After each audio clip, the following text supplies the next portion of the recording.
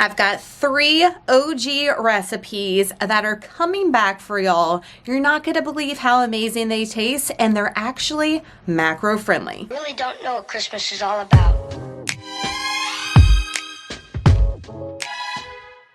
Hey y'all, welcome back to my channel. My name's Nicole. If you are new, thanks so much for clicking on today's video. I've got three recipe videos for y'all that are not only delicious, easy, but they're high protein and macro friendly and not even meant to be, if that makes sense. I did these Foodie Fridays videos way back when I started my channel about 7 years ago, and I went back and looked in my playlist and said, hey, what have we not had in a hot second that we loved and we miss, and how can I macrofy this? And I was surprised that I didn't hardly change anything in each of these recipes, guys. It's unbelievable. And I mentioned in the video why we get ourselves in trouble. So let me take you in the kitchen. I'm going to show you 3 recipes. They are must tries. If you've never tried them, add them to your meal plan this week.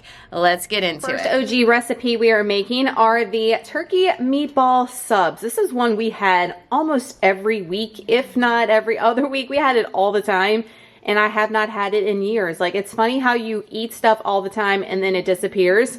And you're like, why? And that's what these 3 recipes are for. We're gonna need some ground turkey, 20 ounces specifically. I don't know if that's gonna be 20 ounces, but I'll weigh it up and let you guys know. Half a cup of Italian breadcrumbs, 2 tablespoons of olive, avocado, whatever type of oil you have. Honestly, it's fine, but 2 tablespoons, 1 egg. We're gonna use some Parmesan cheese, half a cup. And then we're gonna need some seasonings. Now this is just for the meatballs, the ingredients. I'll show you everything else you need to make your actual Sammys. We're gonna do a tablespoon of Italian seasoning. I'm using the Trader Joe's Herbs de Provence. 1 tablespoon of any steak seasoning. I'm using the Buttery Steakhouse is what I have on hand. And 1 teaspoon of garlic powder. That's all you need. Easy ingredients. Let's get this in a bowl, whip them up, make these meatballs, get them in the oven. And if you're an OG, I have my helper right here by me, if you hear him in the background. Needed 20 ounces, 19.9, I will take it. 1 beaten egg going in. Italian style breadcrumbs, half a cup. Seasoning, Steakhouse, 1 tablespoon. Italian seasoning, 1 tablespoon. Garlic powder, 1 teaspoon. 2 tablespoons of oil. Moisture, baby, moisture. Half a cup or 56 grams of shredded Parmesan. I'm just shy, but that's all right. Mix her up, and I use the best tools God gave us, our hands. Mixture is all mixtured, and now we're gonna spray our hands. I meant to do that before I mixed it. Spray our hands with a little bit of nonstick. We're gonna roll up the meatballs. For reference, mine made 22 meatballs. I'm gonna pop these in a preheated 425-degree oven for about 15 minutes. But I think I'm gonna get my French fries rolling in our air fryer first because they take a little longer, then pop them in so everything comes out hot and ready at the same time. For the sauce, we're using this Hunt's garlic and herb canned pasta sauce. Why? Because it's cheap, number 1. Number 2, for a half a cup, it's only 35 calories, so great macros, minimal ingredients, and it tastes good. So it's a win-win. Anybody else absolutely hate using a can opener? I don't like a handheld one. I have an electric one. But why? It's 2023. Why don't we have a pop top on every can? I mean, what if the apocalypse happens? Look, I got my emergency handheld one in my little apocalypse bag. I'm set for success for when the zombies come. But I'm just saying, in preparation, wouldn't you think it'd be smart pop top it all? Nicole, how are we heating up the sauce? In the microwave. Don't get triggered. Buns we are rolling with today are these Aldi deli rolls. Now I will tell you, this size sub roll usually ranges from 200 calories plus. And you know, we can't really trust the macronutrients on everything. They get a little grace adjustment. You know, it's fun times when you're tracking. 180 calories though, and that's what I'm plugged in for the macros for this, for my deli rolls. That's one we are rolling with. You can use whichever one you want, but I've tried these before, especially toasted up, and they're pretty good, cheap, and macro friendly. Lay your rolls out on a parchment lined pan. We're gonna put these in the oven on a broil setting and just wash them till they get toasty. And then we're gonna add some cheese to it. Yes, y'all, we're adding cheese. We're adding all the fixings to these Sammys. Only have 2. The hubs isn't back yet from work yet. So it's gonna be one for me, and the boys are gonna split one because Waylon's not really much about a bun. He will probably just pick the meatballs off and eat it. We are using a provolone for ours. I'm gonna go ahead and take our slices out and get them to a little room temperature before we pop them in the oven. 70 calories, 5 grams of protein. Meatballs are out of the oven, perfection, 425, 15 minutes. Don't overcook them any longer. Now taking my meatballs and put them in a bowl so I can weigh them up. I'm gonna divide that by 6, and that's gonna be my serving size. I will have that typed in the description box for y'all, along with the macros for each meatball, not the whole sandwich, but just the meatballs for your sandwich. I'm adding my bun, my toppings, my cheese all separately. So the macros and the grams weighed out is just for the protein. Buns are toasty and cheese is slightly melted. Could be a little bit more melted for me, but I know the boys don't like their bread hard, so I took it out a little prematurely for my liking, but y'all toast them how you like. So each sandwich is 116 grams. You guys see it's just a little over 3 meatballs for me. So for mine, I did 34 grams of the tomato sauce, and we did 1 serving of light mayo. And there y'all have it, turkey meatball sub dinner with fries. I will put the total macros for my entire meal with my toppings, everything on the screen, so y'all can see that you can still have your favorites and still make them fit within your daily lifestyles and goals. Next OG recreation, we are doing the Crockpot Bacon Ranch Chicken. Now in that original recipe, I made sandwiches. We are using them tonight for Taco Tuesday, which I will show y'all.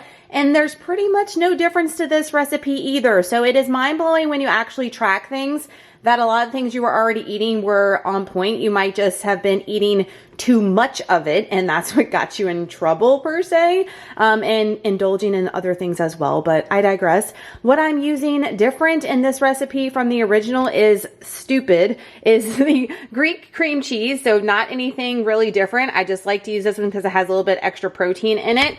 And then I think in the original recipe, I used 2 packets of ranch, and I'm like, dang girl, that's a lot of ranch. So I think I'm just gonna scale it to the equivalent to 1 packet. I get this big thing from Sam's Club instead of 2, because I think that's a lot, especially with the chive and onion cream cheese spread is the same we're using from the original recipe. The bacon's the same amount of chicken. So I'm gonna go ahead and get all this stuff whipped up in my mixing bowl and show you how we're gonna spread it over the chicken. I went ahead and sprayed my slow cooker with some nonstick. You can use the liners if you want to. This is easy peasy and so many different variations to use it throughout the week for dinner. 32 ounces of boneless, skinless chicken breast. In that original video, I had a lot of people comment if you could use chicken thighs. Absolutely, just if you're tracking, just make sure to allot that when you're tracking, but I'm using chicken breast today. Some things never change 6 years later. We're using an entire block of cream cheese. Use whatever one you want. I'm gonna use this one. You can use the light one if you're wanting to shave calories for macros. And I suggest letting it sit out again, just like that original video. I did not do that, so I'm going to soften mine in the microwave. I know.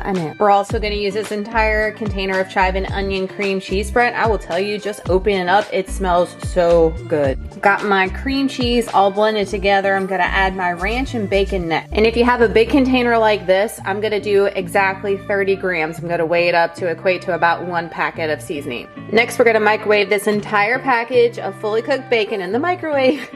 In the microwave, there's a theme. And then we're going to chop it up and add it to our cream cheese bowl. Bacon's heated up. I'm gonna stir it up next. So now that your cream cheese and bacon mixture is all combined, we're going to slather it on top of our chicken. Make sure that the chicken is coated on top with all the mixture. Our chicken is all coated. In the original recipe video, I did 8 hours on low. I don't have that time today. I am running late, so I'm actually gonna do mine 4 hours on high, and hopefully we get the same result.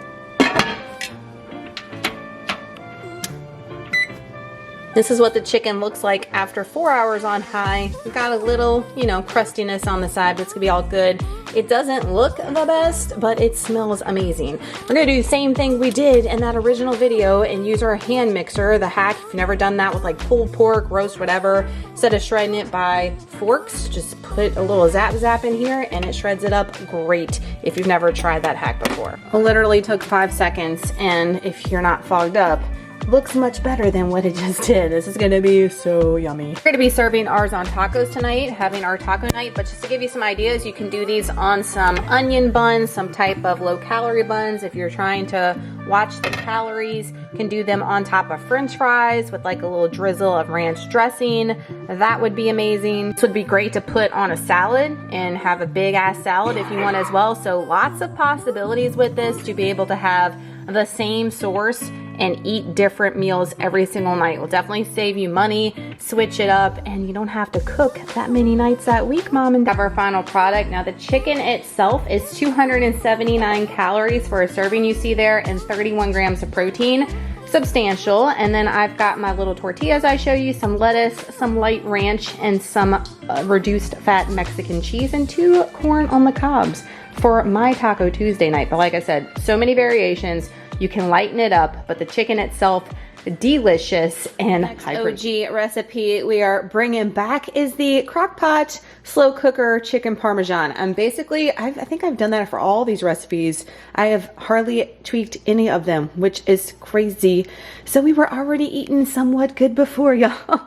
I mean, if you start, you know, making a couple of swaps and actually tracking what you're eating, like I said, instead of just like going to town, you can still eat the things that you enjoy, and I hope this video is showcasing that. So I'm gonna go ahead and get my sauce ready. Now from the original video, it was like catastrophe from what I remember and what I've watching back, and I'm gonna try to not make the same mistake. So we are going in with the sauce first, and the only thing you do after the sauce is done is you add your chicken. I'm gonna be using the Tyson air fried chicken fillets to lighten things up a little bit, but I think it's gonna taste exactly the same. I've done a chicken parm with these before, and they have been delicious, so I'm not worried about it. And mozzarella cheese, so we're gonna put that to the side. So for our sauce, we're gonna need an entire can of petite diced tomatoes. I'm using the ones with basil, garlic, and oregano. That's 28 ounces. And then a 6-ounce can of tomato paste. I've got 2 cloves of garlic that I'm going to crush up in my little thing from Amazon, trying to do that versus getting the already minced kind. I know. Salt, pepper. And then the original recipe I think calls for basil and oregano, but I'm just gonna do 2 teaspoons of the herbs de Provence because that's what I have.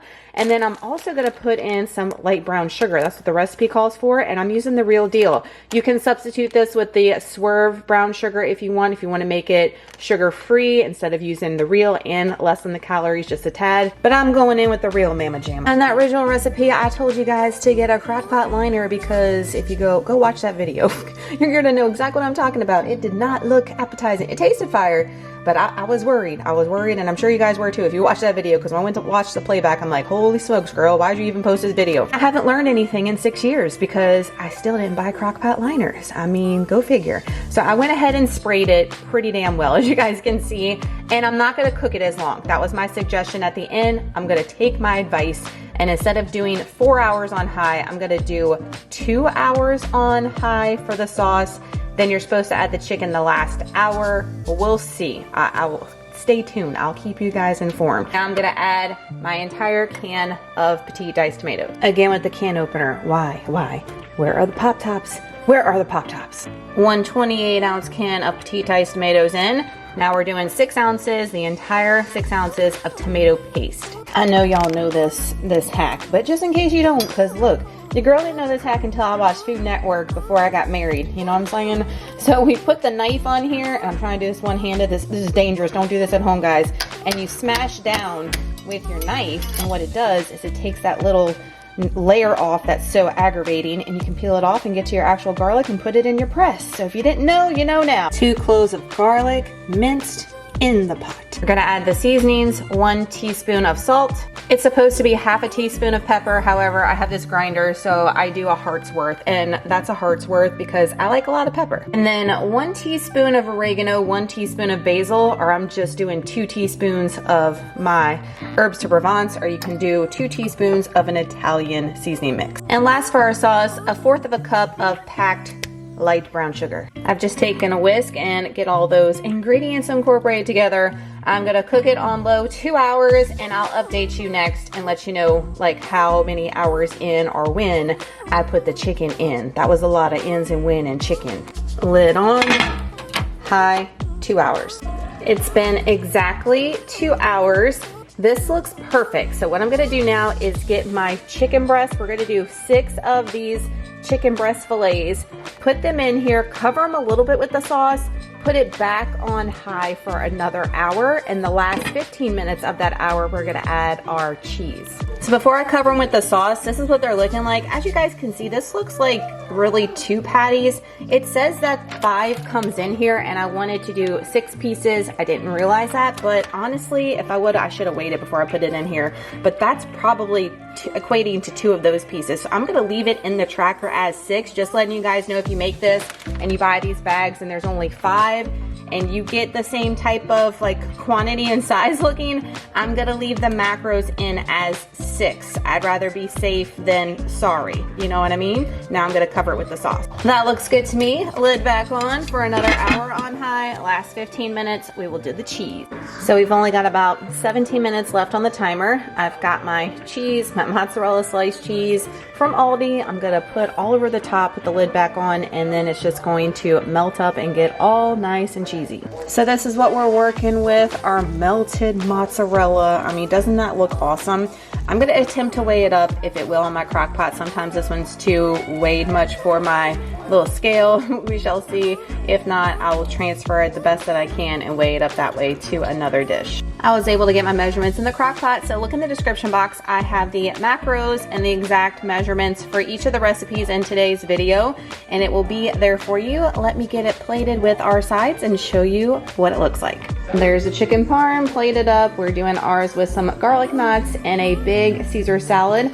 I will pop up the macros on the screen for my entire plate that you're seeing here, and the macros for the individual chicken parm are down below. So that's gonna do it for this video. If you enjoyed it, please give it a thumbs up before you leave. That helps me out so much, and I appreciate you taking the time to do so. Make sure you subscribe if you are new. I would love to have you. Y'all let me know in the comments if you enjoyed this style, like me bringing back old recipes and tweaking them a little bit. We hardly even touched these recipes, which was chef's kiss to me because they brought back so many memories as far as how much we love these, and I cannot wait to put them in the rotation again and try out some other OG recipes. So I will link that recipe playlist down below.